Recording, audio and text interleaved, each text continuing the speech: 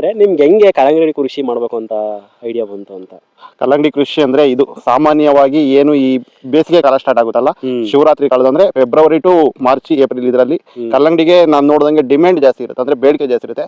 ಆ ಒಂದು ಮೂಮೆಂಟ್ ಅಲ್ಲಿ ಬೆಳೆದ್ರೆ ಒಂದು ಇದೇನು ಮಾರ್ಕೆಟಿಂಗ್ ಇರುತ್ತೆ ಅನ್ನೋ ಒಂದು ಕಾರಣಕ್ಕೆ ಈ ಕಲ್ಲಂಗಡಿ ಕೃಷಿನ ಅದರಿಂದ 70 days ಬ್ಯಾಕ್ ಸೀಡಿಂಗ್ ಮಾಡಿ ಅಂದ್ರೆ ಬೀಜ ಊರಿ ಬೆಳಿಬೇಕು ಅನ್ನೋ ಒಂದು ಐಡಿಯಾ ಆದ್ಮೇಲೆ ಮಾಡಿದೀವಿ. ಈ ಕಲ್ಲಂಗಡಿ ಕೃಷಿನ ಯಾವ ಟೈಮಲ್ಲಿ ಬೆಳೆದ್ರೆ ಚೆನ್ನಾಗಿರುತ್ತೆ?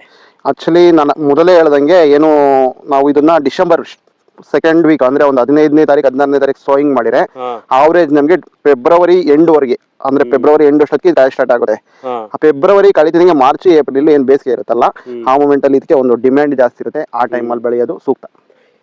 ಇದನ್ನ ಯಾಕಣ ಮುಚ್ಚಿರೋದೇ, ಹುಲ್ಲು ಮುಚ್ಚಿದ್ದೀರಾ? ಅಂದ್ರೆ ಇದು ಏನಾಗುತ್ತೆ ಅಂದ್ರೆ ಈ ಕೆಲವೊಂದು ಪಕ್ಷಿಗಳು ಪೀಚ್ ಅಲ್ಲಿ ಕೂಗ್ತವೆ ಅಂತ ಹೇಳಿ ಮುಚ್ಚಿರೋದು. ಇದು ಆಲ್ರೆಡಿ ಬಂದೈತೆ ಈಗ, ಕಾಯಿ ಬಂದಿದೆ. ಈಗ ನವಿಲು ಇವೆಲ್ಲನ ನಾವು ಇನ್ ಟೈಮ್ ನೋಡ್ಕೊಳಕ್ ಆಗಲ್ಲ. ಅವು ಪೀಚ್ ಕಂಡಾಗ ಅವು ಹೊಟ್ಟೆ ಹಸಿ ಬಂದ್ಬಿಟ್ಟು ಕುಚ್ಬಿಟ್ಟು ಒಂದ್ ಕುಯ್ತ ಅಂದ್ರೆ ಮುಗೀತು, ಅದು ಕಾಯಿ ಕುಲ್ಟ್ಕಾಗ್ಬಿಡುತ್ತೆ.